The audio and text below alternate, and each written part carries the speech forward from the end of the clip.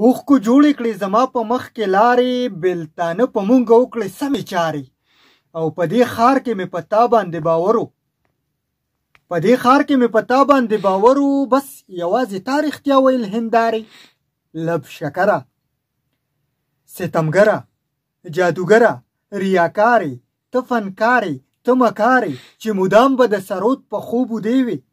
هغه سترګې شوې په تا پسې بیمارې، او انتها د لیونتوب نه ده عابده، چې راتلو ته د یو مړي لارې سارې. ویلکم بیک مینوالو، پروګرام کې یو ځل بیا هرکلی په خیر راغلی او ستړي مه شي. غږ د FM 93 ریډیو دلبر 400 دی، او زه یم ستاسو قربا، ستاسو ملګری، ستاسو دوست، ستاسو خادم نذیر احمد خادم، او د پروګرام نوم دی آل ان ون. سپیشل ویلکم هغه مینوالو ته چا چې اوس ناڅاپي ټیون کړی د FM 93 ریډیو دلبر 400. زما غږ اوري، زما आवाज اوري، پروګرام اوري، پروګرام انجوای کوي، خوندونه مزې ته اخلي. که څوک ناست دي ولاړ دي را روان دي، که څوک ډرایوینګ کوي، هغه ټولو مینوالو ته پروګرام کې ویلکم. هر کله راشئ. څه خلک به داسې وي، یاران دوستان به په حجره کې به راغونډ شوي او ناست به محفل به ګرم کړي او ریډیو سیټ به ورسره پروت وي، زما غږ زما आवाज به اوري، پروګرام به انجوای کوي، خوندونه او مزې به ترې اخلي. څوک به داسې چې یاران دوستان به بیټک کې به ناست دي، محفل به را جوړ کړي او ریډیو سیټ به ځان ته لګولي، پروګرام به اوري. څوک به داسې چې د امینه پټ هینډ سپری به لګولي غوږونو کې، چاته به پته نه لګي، بستره کمبل یا بړستن به په ځان باندې اچولي، ځان به پټ کړي او زما دا پروګرام به انجوای کوي، په کټ کې خوندونه او مزې به ترې اخلي.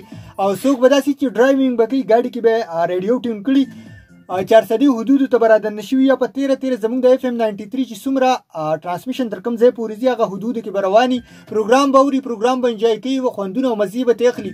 نو کوم مینوال چې زموږ ډرایوینګ کوي، کوم ډرایوران درونه دي دې وخت کې، هغوی ته به وایم چې ډرایوینګ انتهایي احتیاط سره، ځکه چې ژوند ډېر زیات ښکلی دی، زندگی قیمتي ده او ژوند بیا نه میلاویږي. نو کوشش دا کوئ د شپې چې کله تاسو ډرایوینګ کوئ لایټونه ډیم ساتئ، او دا کوشش کوئ دلته کې زمونږ په سوسایټي کې اکثر تاسو به کتلی وي، زما یو رشته دارو، ډېر انټرسټینګ خبره ده اوریدونکو، زما یو رشته دارو تقریبا 12 سال بعد د سعودي نه راته.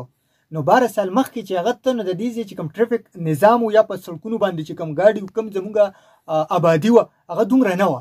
خو چې هغه کله 12 سال بعد راغی پېښور ایرپورټ کې د جهاز نه کوز شو، او د هغې نه بعد مونږ بیا اجیکې مډۍ پورې راورسېدو، هغه به سات په سات ډرایور د غوږونو نه راټینګوي، داسې کوي لکه پسې دې وروسته.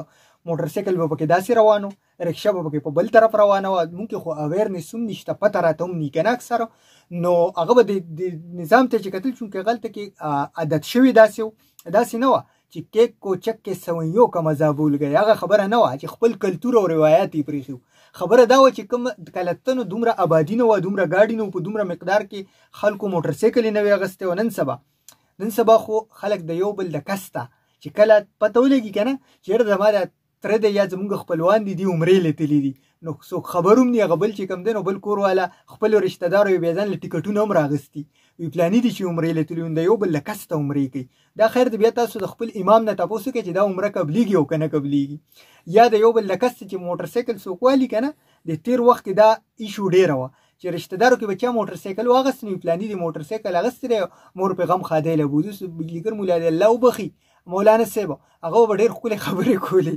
خو خبرې مقصد دا دی چې د یو بل د کس ته چې کوم دی نو یو کار کوو مونږ قصدن، زمونږ پښتانه چې کوم مخکې تللي دي که نه، نو اکثر زیاتره پکې د یو بل د کس ته چې کوم کار شروع کړي نو هغې کې اکثر کامیاب شوي. کنې دي چې کس نه کوي، چېرته ضد نه کوي، نو دي مخکې هم نه ځي. که خیال مو کړي که نه، یو کس سعودي کې یا دوبۍ کې، یو دلته ورته ټول خلک ناست دي، هغه هلته تنخواه اخلي او دلته کې چې کوم دی نو تیار خواره ورته ناست دي. مقصد دا نه دی، مقصد دا دی چې کله یو انسان فارغه شو نو دی به بیا سوچ کوي، څه به کوي، سوچ به کوي چې تا یو انسان یو کس هلک دی او هغه تا فارغه کړه، سبق کالج ته هغه نه ځي، سبق هغه نه وي، د میټریک نه بعد سبق هغه بس کو، نو کار کسب هغه نه کوي، پیسې ټکې هغه نه ګټي، بهر مسافرۍ له هغه نه ځي، نو هغه به څه کوي؟ هغه خامخا داسې محفل کې کینی کوم ځای کې چې ایس وافر مقدار کې میلاویږي. هغه ملګرو له به ځان رسي، کوم ملګري یې چې داسې اکټیویټیز کې انوالو دي کوم چې د قانون ګرفت کې راځي، داسې کارونه به کوي کوم چې قابل اعتراض دي. نو بیا څه شي، دشمنۍ، تربګنۍ، تاویشتې، ماویشتې، تاویلې، ماویلې، ایس، بنګ، دا څیزونه، نو دې سره څه وشي، دې سره زموږ نسلونه تباه شي. نو مهرباني کوئ، که تاسو سره هر څومره مال دولت دی، ماشوم ته د ژوند تېرولو سلیقه او طریقه وښیئ، یا د دې نه علاوه هغه اوزګار بالکل مه ساتئ، ځکه چې خالي مازغه ګورې د شیطاني.